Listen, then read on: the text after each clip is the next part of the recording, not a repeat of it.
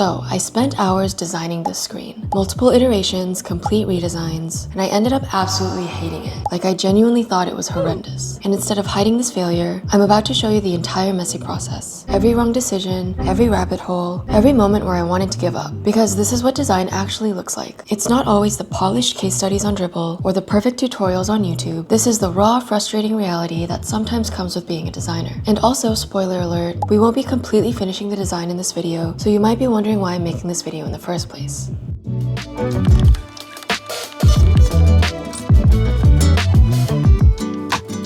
Hi everyone, welcome back to my channel. I'm Cecilia, and if you're new here, I'm a product designer who recently made the switch back to design from software engineering. Today, I wanted to show you the raw process of design and how it's definitely not linear. Don't worry, we'll definitely be finishing the design in the next video, but today I wanted to give you all the details of why I make certain design choices and show my actual working process. Because when you start designing and you find yourself getting discouraged, you need to know that it's completely normal and it's 100% part of the process. I go down rabbit holes all the time, I scrap entire designs and start from scratch, but I figured this would be a great way to show both the good parts and the extremely messy parts. I know how easy it is to get discouraged when you spend hours on something and realize you have to start over, but I promise you that it's not wasted time. Through the process, you're getting better, learning what works and what doesn't work, and getting on a better path. So this is the actual design process. Lots of iteration and a lot of things get thrown away. It's not clean or beautiful. This is one of those cases where I thought it would be a very quick design, but it didn't come out the way that I thought it would. Here's the context for this product. My fiance Christian is creating a new product called Subscription Monster with a cute little mascot named Oliver. It's for businesses to track all of their subscriptions and see where the money's going monthly. Also, maybe catch some subscriptions that they forgot to cancel. I know Rocket Money exists, but that's for personal use and not business. Christian wanted to build this for his businesses, so we thought it'd be fun to experiment with the brand. The screen that we'll be designing today is the overview screen. It's basically where you see how many subscriptions you have, monthly spending on subscriptions, and how that's divided into categories.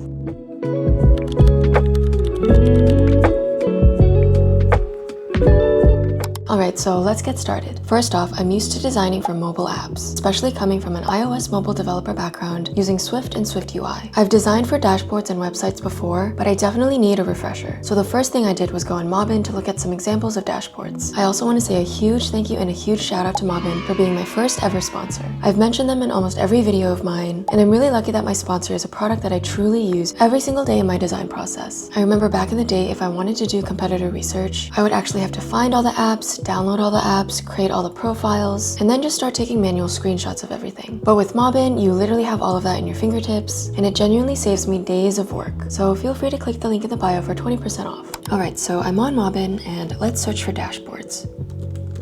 I'm going through examples to see what I like, and when something stands out, I copy and paste it into Figma by pressing copy and just pasting it into Figma like that. The best part is that it shows what product it's coming from, so you can go back and see the other screens from that same product if you need to. So in Figma, I've got all of my dashboard examples here. I'm looking at how they're laid out, where the main information lives, and also how they show lists. I chose ones with imagery and color because I don't want it looking too static. Also, I really like these cards on the Airbnb screen as well. Keep in mind lots of padding and spacing so the information hierarchy is glanceable, and glanceable is key. Now I'm noticing patterns. Lots of lists, lots of cards, some imagery.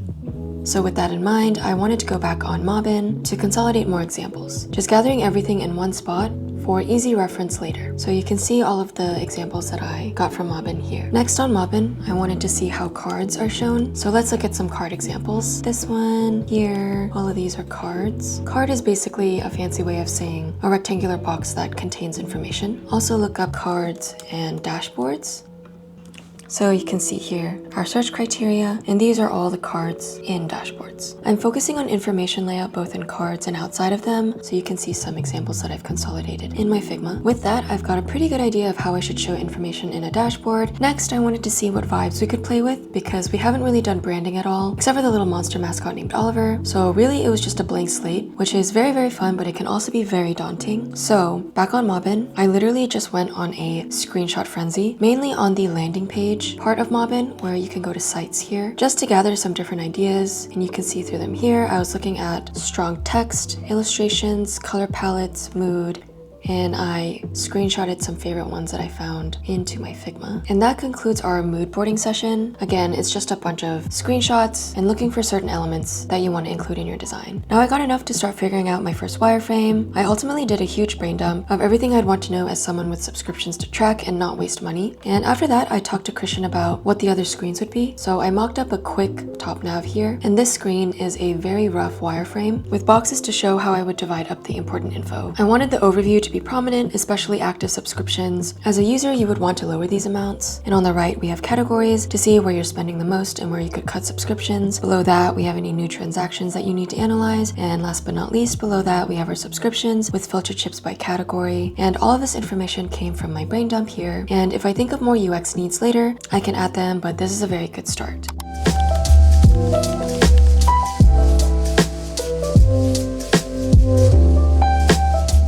Alright, so now let's start designing the UI and adding some color. Alright, so basically for this UI, I talked to Christian for a little bit, and we just joined this new co-working space called Switchyards, and it has an extremely specific theme and vibe that we really love. Also, one of our favorite coffee shops in Dallas is called Wayward, and it also has a similar vibe, and that vibe is a very Western cowboy theme, but still very modern. So once I heard that Christian wanted to go down this route, I got very excited because again, having more of a direction for a product definitely helps since you're on the same page as the person that you're designing for. And so the first thing I did is I went on Pinterest and I looked up cowboy aesthetic colors or cowboy aesthetic vibes, and we can just see here just some vibes that I like, especially the colors and the illustration style. I'm looking for that as well as the typography, and I took a bunch of screenshots and added them to my Figma board for a UI mood board. It's so great to put everything together because you can clearly see the design points that are similar, such as the tan and cream colored backgrounds and a very illustrative style of art. Also a strong branded handwriting script-like typography. I also put together some screenshots of different color palettes, and these are also all from Pinterest, and I wanted to show these to Christian to see which one he liked the most, and he ultimately chose this poppy orange color. Christian does love this orange color in general, so I kind of had a feeling that he would choose that. And below here, we just booked an Austin trip for this weekend with some friends, and when he did that, I saw this in the UI for Airbnb, and I thought it looked amazing. Specifically, I love the bold colors, the typography font here, and if you zoom in, I like that you could see the texture of the painting. Alright, so with the orange as Christian's favorite, let's get started on the design. Here's our wireframe, and then I first changed it into this version of the screen. I incorporated the orange color, and I also started with just the overview card, and the background color of the card is ivory, as you can see in this color palette. And again, the entire screen I changed into a cream tan color like the rest of our mood board pictures from Pinterest.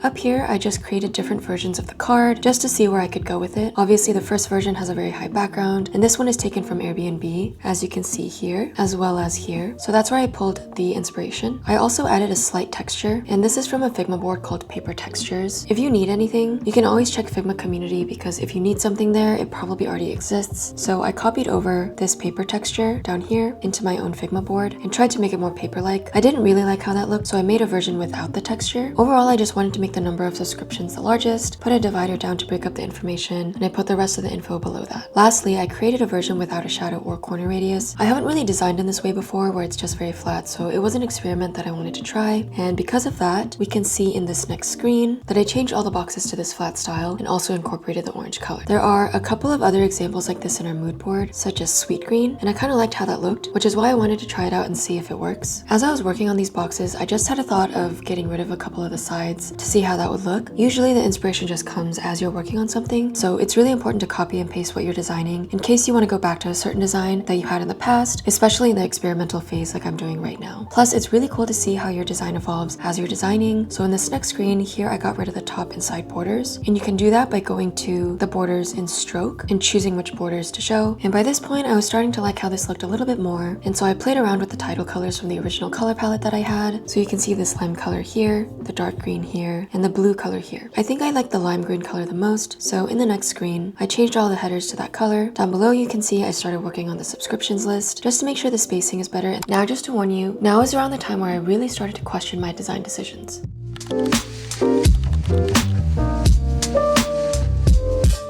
Alright, so let's keep going. In this next screen, you can see that I started playing around with the colors a little bit more. Before I continued on with my design, I wanted to see if it was a better fit if it was a copper color, and this color is also from one of the other color palettes. And in the next screen after that, you can see that I chose a darker burnt orange compared to the other two color options, and this is burnt sienna from this color palette. I ended up liking this one the most because it's easiest to read since it's a darker color, and it did give me more of a cowboy vibe than the other two, so I decided to go with this color. I took these blues in the category section from this blue and just played with the different shades in the fill, so I just press on this and find some options here. I added a lot more padding so that it's breathable, easier to read, and I made the new transaction section darker and full width just to give more variety and make it pop. These boxes, by the way, are just placeholder boxes. I'll probably be making them into icons or illustrations. And then also for the subscription section, I fixed up the padding, the colors. I put small dots next to the category and the frequency for some more color and a way for the user to recognize them. So if you click on the screen and press play, you can see a full screen version of it. I'll change this to be responsive. I basically really didn't like it. My mistake was not doing this earlier because it's so different looking at it zoomed out like this while you're designing and then actually seeing what it would look like on the screen itself. So just a tip to do that often. While I was designing this, I think I was just so in my headspace that I kept going and going without stopping to see how it would actually look like on a screen. So yeah, I really didn't like it. So then I went back to my design thinking that I needed to change more of the padding and even these headers for each section. So I made them completely bigger. If you look at the landing page inspirations that I pulled from earlier, you can see something similar.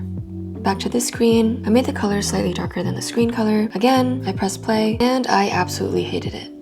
It still just felt very off to me. I thought the padding was the issue again, so I ended up pushing things together in this next step, basically to make room for more imagery, and this big gray box is for me to put an image of the subscription monster with a little cowboy hat, maybe making s'mores over a campfire with a little horse companion, and I have this image of the Airbnb card from before as maybe inspiration for the style of the art, and then after looking at it again, I decided that it was absolutely horrendous, and then I just stopped working on this version of the screen. So at this time, this is when Christian and I took a break to go get some food, and I was completely spiraling because I know it looked terrible, but I just didn't know why, and Christian really helped me talk through it. Ultimately, he helped me realize that I was basically trying to design a dashboard like a landing page. Landing pages catch attention, and dashboards just need to present information clearly. So that was a very good place for me to start rewiring my brain and my thought process on this entire screen. Another thing I realized were that the warm tone colors were way too comforting after looking at it. It was good that I went down this path to design a warm tone cowboy version of the screen to basically help us realize that this wasn't going to work. After talking to Christian a bit more, he ultimately wanted the main goal of the app to be to evoke trust and be slightly futuristic, which immediately made me think of more cooler toned colors like blue and purple, as well as dark mode for a more futuristic feel. A good example of this is Anthropic's Claude AI. They use a lot of warm tone colors and illustrative images to evoke a more comforting human-like feel, but other AI apps like Perplexity and a lot of fintech apps as well use cooler tone colors to establish trust and confidence. Also, I realized that for a lot of screens, it's good to have imagery, but for things like dashboards, you don't really need it because it could be too distracting. The main purpose, like I said, is for the information to be easily digestible and glanceable. It shouldn't take too much mental capacity for a user to look at a dashboard and understand what they're looking at. So that's it for this round of the design. Let's take a stab at the new direction after my design therapy session with Christian, and this is a great point to make on how important it is to get feedback, especially to get out of your own headspace sometimes. I truly don't believe that stopping at this screen and starting all over again was a complete waste of time. This is just another rep for my design skills, another lesson for me to learn, and another direction for this app that we definitely knew didn't work, and a new one that we could try out.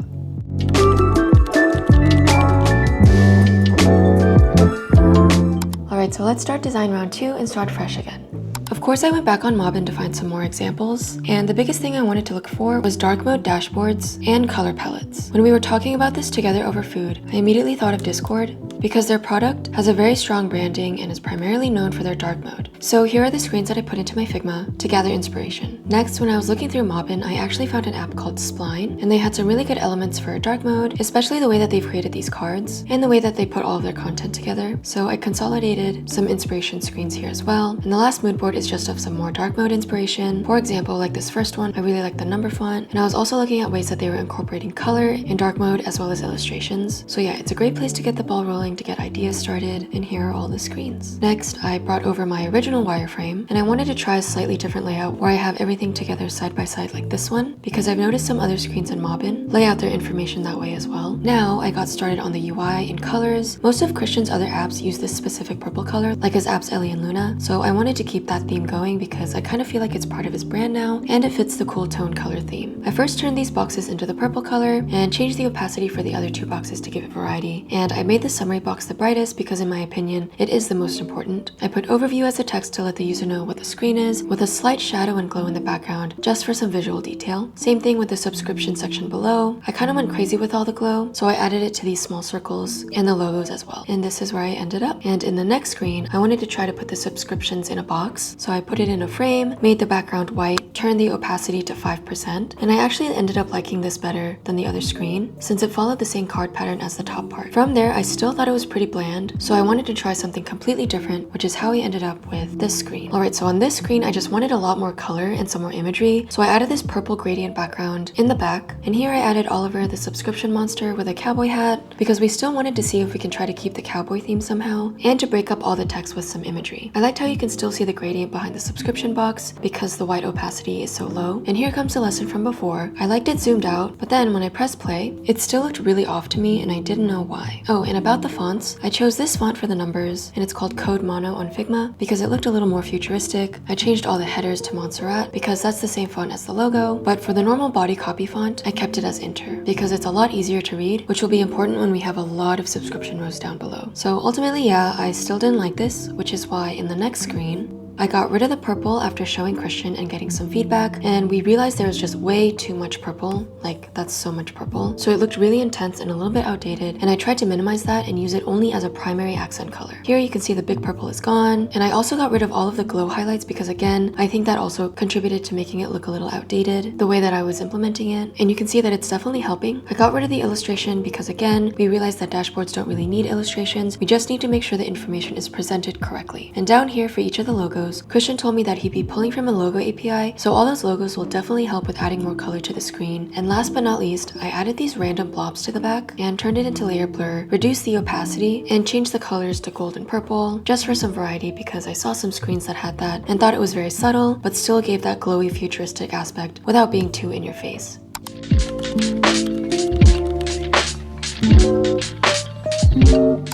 So let's take a look at the final screen. Alright, so for the last screen that we're going to be ending on today, disclaimer, this is not the final design, this is just where I stopped, and I decided that I wanted to show you this messy process of designing a screen, and it might not go the way that you wanted it to. So for this last screen, we wanted to focus on getting rid of unnecessary information. Let me bring in the other screen to compare. I got rid of the overview header because obviously they're in the overview tab, so the user will already know what they're looking for. I also got rid of some information that we might not need, like the annual total in the summary box, which I also changed to the overview box, as well as the amount per year in the category box. When we preview this and press play, it's starting to look a little bit better and I'm still not fully happy with it, but I figured it was a good place to stop. And with this screen, I got more feedback from Christian and he gave me some great advice. First is to look at some stock apps for the overview box, mainly to show how other apps handle if the monthly spend is increasing or decreasing, and obviously if it's decreasing it'd be green because that's what we want. For the category box, we could check finance portfolio examples, maybe use a pie chart instead of a list view, so that users have a better visual of where their money is going. For the new transactions box, we just need to know how fresh the data is, so maybe something like 14 bank accounts linked, last pulled 4 minutes ago, instead of having these buttons. Next, we don't need more imagery, it looks good as is, especially with the logos that we'll be adding. Another one is to explore a different number font here, because I think there might be other ones that fit the vibe better. Also, we need to make sure that this subscriptions box can handle lots and lots of rows. We will definitely be adding a lot more rows to make the screen look more realistic. And Christian suggested that I check out this app called Faye, which is a fintech app that does dark mode very well, with some really cool designs and imagery. So these last two screens were created by AI when Christian was vibe coding this app with not much design applied. I will admit it doesn't look that bad at all. It looks very clean and easy to read, but Christian did not like how generic it looked and wanted there to be more of a personality, which is why we're doing these design explorations. So yeah, this is the final screen so far, and in the next video hopefully it will look a lot better than this.